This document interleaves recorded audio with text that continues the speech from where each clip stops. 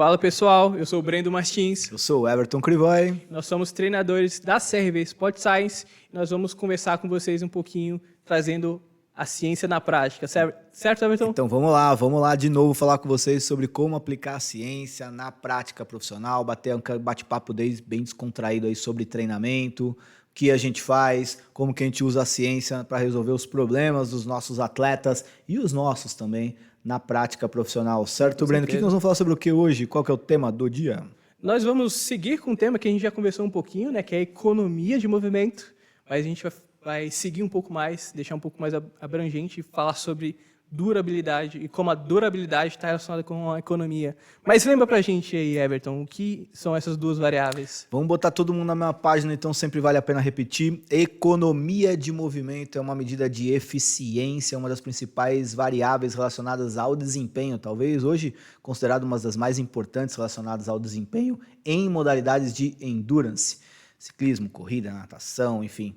O que seria isso? Uma medida de eficiência, o quanto que eu gasto de energia para produzir a mesma quantidade de trabalho. Então vamos lá, eu tenho dois corredores a 10 km por hora. Um consome 40 ml por quilo por minuto, o outro consome 30 ml por quilo por minuto de oxigênio. Então quem é mais econômico, né, o corredor que consome 30 ml por quilo por minuto. Porque para produzir o mesmo trabalho, correr na mesma velocidade, ele está consumindo menos energia. Um outro conceito importante que a gente vai falar hoje é o da durabilidade. Então a durabilidade seria o quarto dimensão ali do desempenho, né, físico nas modalidades de endurance. O que acontece com a durabilidade? Normalmente a gente faz um teste descansado. Então eu vou lá, faço um teste, eu recebo a orientação. Não fazer exercício durante 24 horas, evitar exercício de alta intensidade, se alimentar, dormir direito, vir com a roupa confortável, né? Eu recebo tudo isso. Aí eu vou lá e faço o teste no meu estado fresh, descansado. Então eu estou bem quando eu vou fazer esse teste. O problema qual que é? Aí eu vou, faço o teste e aí o fisiologista me dá lá o seu primeiro limiar, segundo limiar, VO2 máximo. E aí eu falo, primeiro limiar, segundo limiar, eu determino as zonas de treinamento. Aí eu vou determinar no modelo de 5 zonas que a minha Z4 é a transição ali entre o segundo limiar acima do segundo limiar ali. O que determinaria o pico ali, o deadline ali do Z4 seria esse segundo limiar. A partir do Z4 eu começo a entrar num estado de desequilíbrio metabólico, eu não consigo sustentar isso. E em cima disso eu consigo dividir minhas zonas de treinamento. E aí eu vou para uma prova, Brendo, e aí o cara fala assim, você faz os seus 10 quilômetros a 95% do seu segundo limiar. E aí eu pego lá 95% a velocidade e falo, então eu vou fazer a prova num pace de X. O problema é o quê? Depois de 15, 20 minutos, muda. O meu segundo limiar já não é mais aquele, porque eu estou tendo uma série de alterações fisiológicas. Então, o conceito da durabilidade, tentando resumir, seria isso. O quanto muda desses meus padrões fisiológicos depois que eu estou com uma certa fadiga instaurada, ou eu já fiz uma certa quantidade de trabalho. Né? Então, o quanto muda do meu limiar, que, sei lá, meu limiar era 4 minutos por quilômetro no começo da prova, ou quando eu estava tranquilo, depois de 20 minutos ele cai para 4,15, 4,20. Significa que se eu continuar mantendo os 4, eu vou entrar naquele estado de uma acidose metabólica muito alta e vou entrar em fadiga. Então, o cara que tem maior durabilidade, o cara consegue sustentar isso por muito tempo. Então, isso é muito importante para o desempenho. Exatamente. Aí que entra um termo que é chamado de durabilidade fisiológica, na verdade, né? Então, imagina que a economia de movimento, economia de corrida, economia de ciclismo, ela pode ser medida também como quantidade de oxigênio que eu consumo em uma determinada distância, mililitros por quilômetro, certo? Quando a gente começa a correr, a gente gasta uma determinada quantidade de oxigênio, consome uma determinada quantidade de oxigênio. Mas em provas longas, né, depois de 30 minutos, depois de 1 hora, depois de 1 hora e meia, o consumo de oxigênio por quilômetro muda, né? E isso está associado, então, à economia, à durabilidade fisiológica. E para isso, para falar sobre isso, a gente trouxe um artigo bem interessante, que foi publicado esse ano, aliás, certo? Certo, publicado na Medicine, Science and Sports Exercise. E vamos ver como é que foi esse artigo. Vamos lá para a nossa tela. Olha ali, como é que é o título do artigo. Vamos lá pro PowerPoint. Então, o treinamento de força melhora economia de corrida, né? A durabilidade da economia de corrida e a performance em alta intensidade em corredores bem treinados, né? Um estudo randomizado e controlado ali, publicado, como a gente já disse, na Medicine Science. A primeira coisa que a gente vai ver eles fizeram um treinamento de força.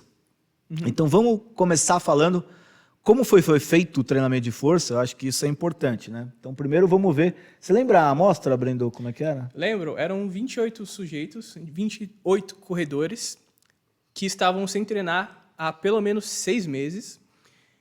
Porém, eles tinham um ótimo tempo de prova, né? Então, se a gente for pensar em indivíduos que fazem 10 quilômetros abaixo de 40, a gente sabe que são indivíduos que passou pelo processo de treinamento. Tinha que estar fazendo 10 quilômetros abaixo de 40 minutos, isso, né? Acho que para selecionar, abaixo de 50, mas eles conseguiram uma amostra boa, onde a média deles ficou em 39 minutos. A pergunta que não quer calar, você faria parte dessa amostra? Não. Eu seria excluído desse grupo de sujeitos. Eu também seria excluído desse grupo de sujeitos por 3 minutos hoje, mas vou chegar nesse estudo. Mas você vê que são pessoas que realmente sim, não são um alto rendimento, mas são pessoas bem treinadas. Tem que treinar para fazer esse tempo. Você não vai estar sentado no sofá por meses, colocar um short, um tênis e fazer esse tempo. E na como verdade, foi... dificilmente você vai fazer os 10 quilômetros de forma contínua, na verdade. Já não é fácil fazer os 10 quilômetros, né, para quem faz aí.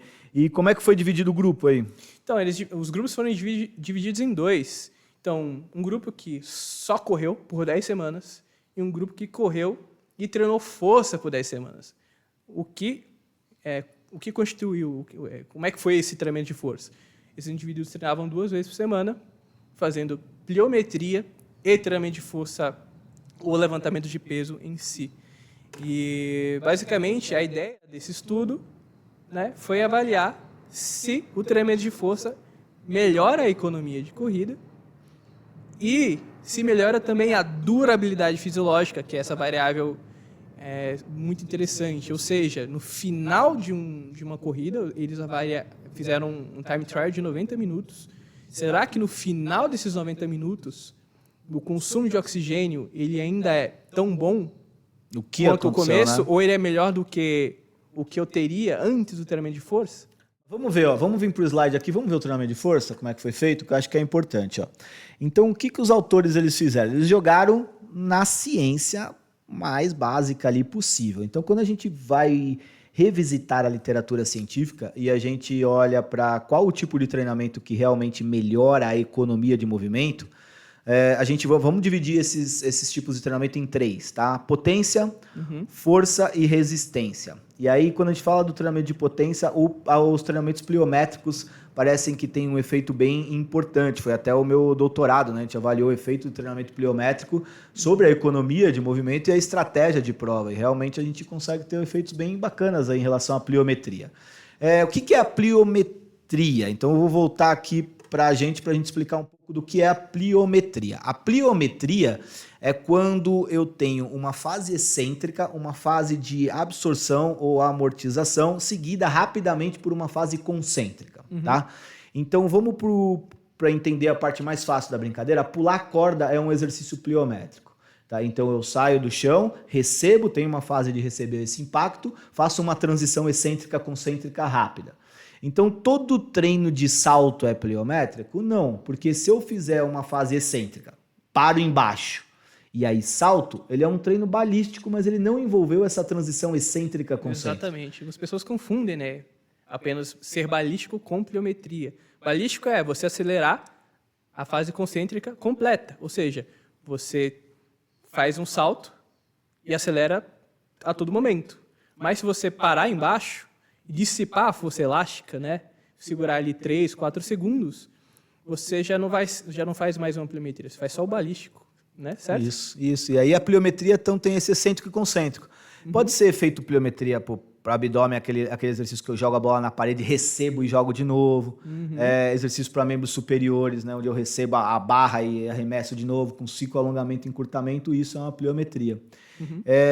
Quando a gente vai falar especificamente para corredores, os educativos de corrida, skipping alto, skipping baixo, Uffersen, kick-out, upper Solaufer, e todos eles são exercícios pliométricos, inclusive a corda, de baixo impacto, baixa intensidade. Então eu posso dividir a pliometria em pliometria baixa e pliometria alta. Dois extremos, né? Um skipping, uma pliometria baixa, e um drop jump, onde eu caio de um caixote e automaticamente recebo essa energia e salto, né?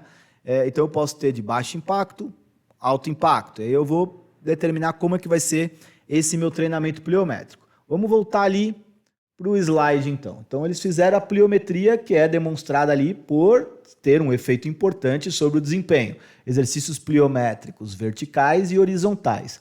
E aí eles foram para o exercício de força, que também é bem demonstrado por melhorar o desempenho. Força, não resistência, tá? Quando a gente fala de resistência, quando a gente pega a revisão de literatura, o exercício de resistência, eu não gosto de falar de número de séries e repetições, mas seria classicamente 3 séries de 15, 4 séries de 15, 3 séries de 20, tem pouquíssimo efeito sobre o desempenho ou a economia de corrida.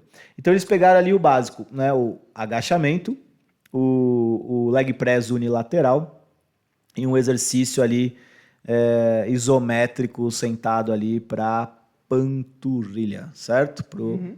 Isso mesmo. Numa flexão, numa dorsiflexão e numa flexão plantar ali, trabalhando a parte do tornozelo ali numa parte isométrica, tá? Fala um pouco pra gente sobre o número de repetições, então, já que você tinha falado que resistência não é tão interessante.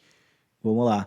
Então, olha como eles fazem, ó. Vamos pro back squat. Aqui eles dividiram, tá? Então foi, ó, semana 1 a 3, 4 a 7, 8 a 10, tá? O que eles faziam de pliometria vertical antes de chegar na resistência que o Breno pediu, só para não perder aqui, ó. Pogo jump, drop jump, drop jump. Número de séries, 3 de 10 a 12, 90 segundos de intervalo, 3 de 6, 120 segundos, 3 de 6, 120 segundos, pouco volume, né? Isso é importante a gente mostrar, pouco volume. Se eu quero aplicação de força rápida, eu não posso ter uma fadiga acumulada. Exercícios horizontais, ó, rope and stick, stiff leg bound e bounds for length. A mesma coisa também, uma baixa número de repetições. Olha o back squat, ó, o agachamento, ó. Né, 3 séries de 6 a 8 repetições, e aí eles fizeram uma progressão linear ali de treinamento de força, passando de 65% a 80% de 1 RM até 85% a 90% de RM. Então, poucas repetições aumentando a intensidade, progredindo para aumentar a força máxima. Básico, né, do treinamento de força. Básico, número 1, basicaço do treinamento de força. Ó. Leg press, a mesma coisa. Ó. Cara, tem 4 de 20 no leg press, não existe, cara. Ó, 6 a 8, 5 a 6, 4 a 5, é isso que funciona, tá? E aí, também na isometria, também, ó, 80 a 100% do que é isso aqui, ó? Da força voluntária máxima, né? Então, ele vai fazer 4 séries de 6 a 8 ali. Na verdade, não repetições, né? Mas segundos ali segurando, a 80 a 100% da contração voluntária máxima. É um treino de isometria. E aí, quando a gente fala de isometria, também é interessante, Breno, você que manja de isometria, conta pra gente aí, porque normalmente a gente vê corredor fazendo isometria que a gente chama de hold, mas tem hold e o push, né? E explica um pouco pra gente a diferença do hold e do push e qual o efeito na taxa de desenvolvimento de força. O hold e o push tem as diferenças, basicamente, de que no hold você sustenta um peso. Então, basicamente, você vai, por exemplo, você agacha, coloca uma barra nas costas e apenas equipara a força para a barra não te descer. Quando você vai no push, na verdade, você faz a intenção de fato de empurrar. Né? Você só não consegue porque a barra vai estar travada, por exemplo, em algum lugar, mas você coloca a intenção de empurrar aquilo o mais rápido possível. Né? Então, você faz a força máxima. E quando você se treina assim, você vai fazer força por poucos segundos. Né? Tem alguns autores até que chamam de força isométrica balística, que basicamente você explode por 1 segundo, por exemplo, meio segundo, 1 segundo, ou você sustenta ali de 3 a 5 segundos. Isso vai ajudar muito em uma adaptação que a gente chama de melhora da taxa de desenvolvimento de força. Basicamente, para o mesmo tempo que você tem, por exemplo, 0,2, 0,3 milissegundos, você vai conseguir aplicar mais força. 0,2, 0,3 segundos, né? 200, 300 milissegundos. 200, 300 milissegundos, você consegue aplicar mais força. Então, a gente consegue melhorar a taxa de desenvolvimento de força, que é uma das variáveis que melhora a economia de corrida para os corredores, com um treinamento isométrico também. Então, por isso que é interessante, por isso que nesse artigo os autores colocaram isometria também. Isometria ajuda a melhorar o desempenho de corredores. E o que eu acho legal, sabe o que é? Por exemplo, a maioria das pessoas vai trabalhar isométrico no hold, né? Na sustentação. Que é legal, ajuda muito na força, mas muito mais em padrão motor, né? Em sinergias musculares do que efetivamente, talvez, na capacidade de aplicação de força rápida. E aí, quando você olha para aquela isometria de alta potência muscular, que você falou que alguns autores chamam de isometria balística, né? Que é um bagulho muito louco, você junta duas coisas que não tem quase nada a ver.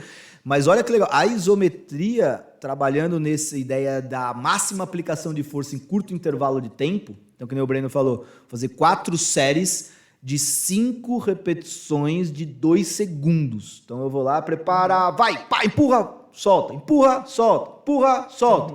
Né? Seria mais ou menos isso na máxima intenção de força, de velocidade de movimento. Isso eu melhoro a minha taxa de desenvolvimento de força, eu melhoro o meu stiffness, né? Que é a rigidez músculo-tendinho, eu melhoro a minha capacidade de utilizar a energia elástica, porque o meu tendão melhora essa estrutura tendínea, né? Então é bem legal esse tipo de abordagem, tá?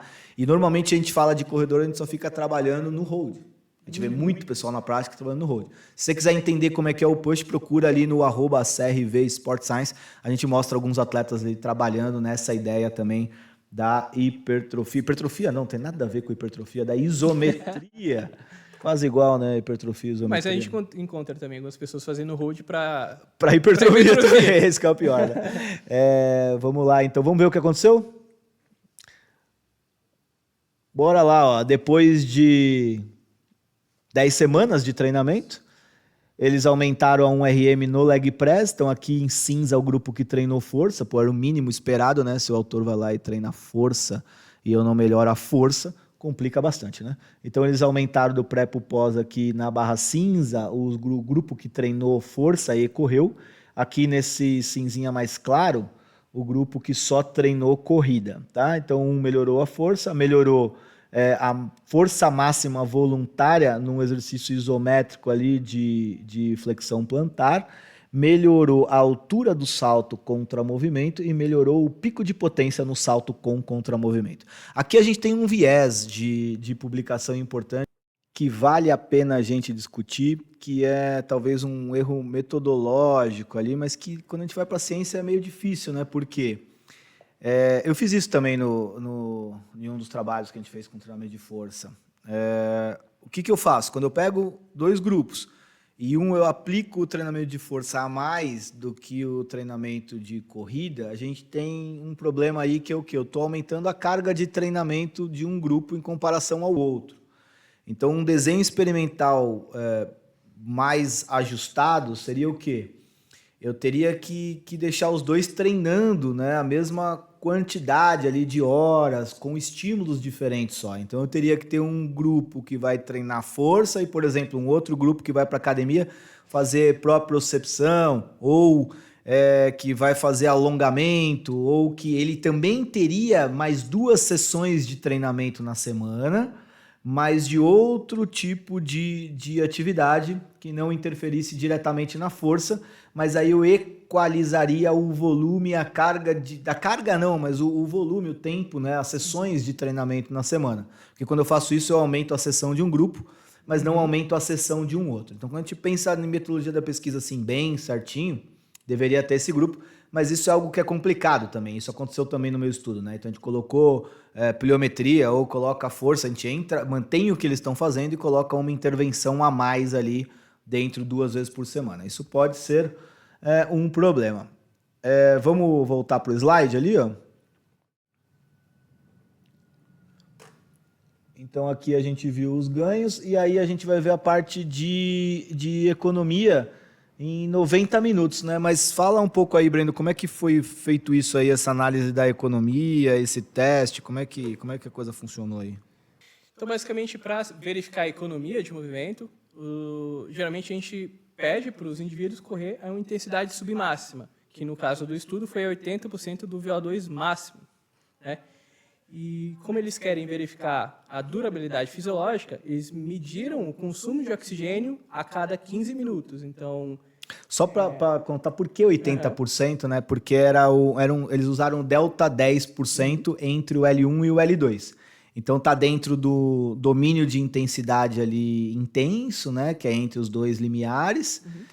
Tem um certo equilíbrio metabólico, que é importante para a gente verificar também a economia. Eu preciso ter um certo equilíbrio metabólico para que eu não tenha um componente lento no aumento do consumo de oxigênio. Tecnicamente isso é importante. E aí eles escolheram aí nessa intensidade delta 10 entre L1 e L2, o que dava mais ou menos 80% do VO2 máximo, né? exatamente, Everton. E aqui nesses gráficos, então, a gente consegue ver que o vermelho é o grupo que fez o treinamento de força, enquanto o azul é o grupo que fez apenas o treinamento de corrida. E a gente consegue ver ali que após treinamento, que são as bolinhas e os triângulos pintados, apenas o grupo que fez o treinamento de força melhorou a economia de movimento após 90 minutos, comparando com esse mesmo grupo pré-treinamento. Então vamos analisar o A aqui, ó. O que é o A? É a economia em ml por quilo por quilômetro, né? E aí o bolinha aberto, o que é? O bolinha aberto é o mesmo grupo pré-treinamento, antes das 10 semanas de treinamento, enquanto a bolinha colorida são os mesmos sujeitos, só que aí após 10 semanas de treinamento. E a gente consegue ver ali, então que a gente consegue ver mais claramente que após 60 minutos, após 75 minutos e após 90 minutos desse teste, eles consumiam menos oxigênio em relação a eles mesmos antes do treinamento, né? Ou seja, o treinamento de força fez com que eles melhorassem a variabilidade fisiológica. Então, eles conseguiam se manter mais econômicos, mesmo após uma fadiga acumulada durante todo esse tempo correndo. O bacana é que aqui a gente vê que, estatisticamente, a partir dos 60 minutos, a gente começa a ter uma diferença, né? Então, o cara, antes de treinar força, ele vai ficando menos econômico, porque ele vai consumindo mais oxigênio por quilômetro percorrido. Exato. Né? E aí, depois, dá diferença mesmo em 90. Estatisticamente, dá diferença em 90. Isso, mas quando a gente olha no gráfico de baixo, quando é dividido em porcentagem, a gente consegue ver a diferença em 75 minutos e também 90 minutos. Então, basicamente, ali, pensando em 90 minutos, eles consumiam 2% de oxigênio a menos em relação a eles mesmos no período pré-treinamento, né? Então, eles cansavam menos e conseguiam manter maior eficiência, maior economia, né, Everton? Quando a gente olha para o outro grupo que não fez o treinamento, a gente não encontra diferença estatística em nenhum momento. Na verdade, por mais que não seja estatística, parece que o grupo que não fez o treinamento de força até piorou um pouquinho o consumo de oxigênio nos mesmos tempos, correndo na mesma velocidade. Mas não é estatístico, então a gente não pode falar que teve diferença. A gente fala que não foi diferente aqui no grupo controle, né? O grupo que só treinou corrida. E o interessante é que aqui, aquilo que a gente falou da durabilidade, né? Independente da diferença, tá? A diferença estatística ela acaba acontecendo ali dos 75, 90 minutos, mais pro final desse teste. Mas a gente vê, independente, tá? O comportamento, ó. O que é esse gráfico, né? Ele fala o percentual de mudança na economia depois dos 15 minutos iniciais, né? Então, depois de 15 minutos ali, eu começo a ficar menos econômico. É aquilo que a gente falou da durabilidade. Então, quando eu faço um teste descansado e quando eu faço um teste já com um trabalho realizado antes. Então, depois de 30 minutos que você está correndo, vai mudar a sua economia. Então, por isso que você não vai conseguir, talvez, manter o ritmo da maratona. Você não adianta só ficar treinando, sei lá, o pace ou treinando qualquer outra coisa que não seja a sua capacidade de manter esse ritmo da maratona por muito tempo, né? Então, dentro do ciclo de maratona agora, conversando até com o Marião, nosso treinador de corrida, Mário Lopes, a gente estava organizando o meu e o dele, né, justamente para isso. Então, no primeiro bloco do treino, a gente fez um trabalho para mudar o limiar e me deixar mais econômico, tá? Então, por exemplo, meu limiar passou de 4,50 do ciclo da maratona passada para 4,17, o segundo limiar, tá? Então ficou muito melhor. Só que não adianta, porque quanto tempo eu vou conseguir correr nessas zonas entre limiares? Quando eu falo na maratona, eu estou muito mais próximo do primeiro limiar até, sem mudar isso, né? E aí no segundo bloco a gente começou a trabalhar em cima dessa durabilidade. E isso fez com que eu conseguisse segurar ali na maratona esse tempo. Tem uma outra variável muito interessante também, que eles identificaram, que é um teste. Qual é o nome do teste mesmo? Tempo até exaustão? Tempo até exaustão, exatamente. Após esses 90 minutos. Tem um gráfico aí para mostrar para a gente, Everton? Acho que não tem esse gráfico, mas basicamente o que os autores mostram, que as pessoas que treinaram força, eles demoram mais para quebrar, na linguagem clássica da corrida, mas demora mais para chegar à fadiga, né? À exaustão voluntária. Então, quando você coloca, por exemplo, eles colocaram a mais de 90% do VO2 máximo, né, que já era uma zona de intensidade mais alta, e aí manda o cara falar assim, ó, corre, para ser mais preciso, eles colocaram a 95% da velocidade do VO2 máximo, tá? E eles falaram, corre aí até você cansar, que é o teste de tempo até exaustão. Exato. E o interessante é que eles fizeram isso logo após os 90 minutos, né?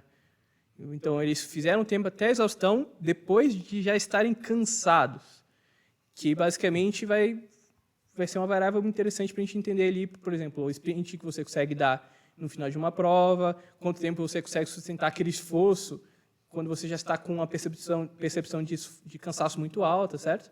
Então, o Everton vai falar um pouquinho mais, mas basicamente assim, você é mais forte, você consegue manter o esforço por mais tempo, mesmo quando você já está mais cansado. Vamos lá, Everton, explica um pouco melhor pra gente.